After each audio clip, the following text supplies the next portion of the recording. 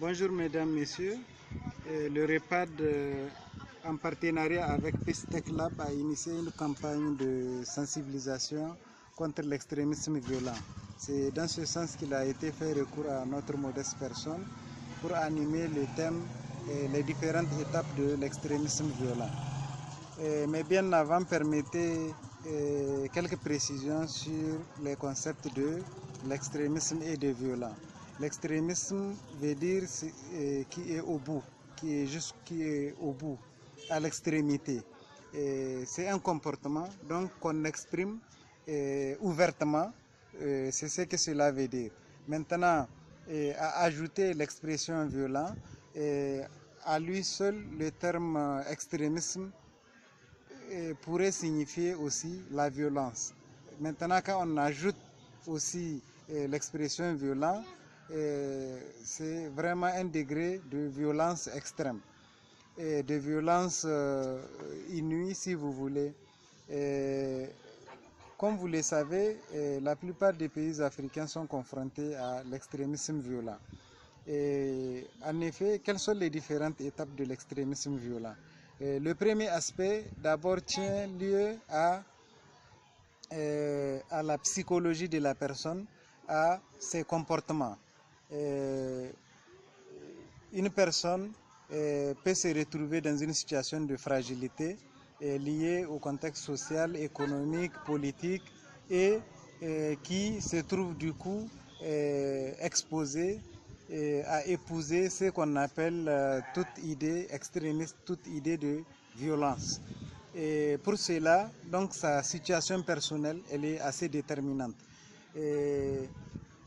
Un autre aspect à ne pas perdre de vue, c'est le manque de formation, le manque d'éducation, qui aussi contribue largement à faire en sorte qu'une personne ou un groupe de personnes bascule dans l'extrémisme.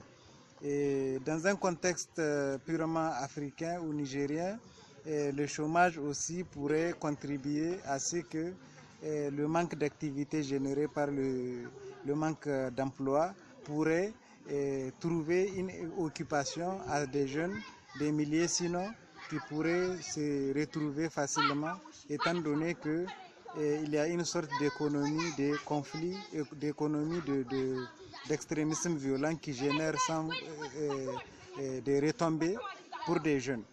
Et le deuxième aspect, ou bien le troisième, c'est celui de l'exposition, si vous voulez, à un discours radical, à un discours qui exprime l'extrémisme violent.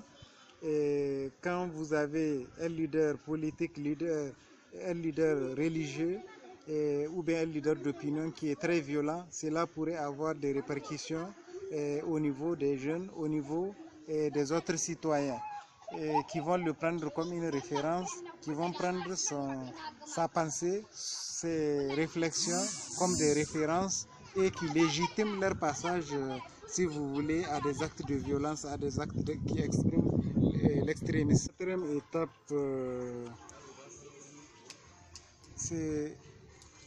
quatrième étape, c'est l'isolationnisme de la personne imbue des idées extrémistes, des idées de violence.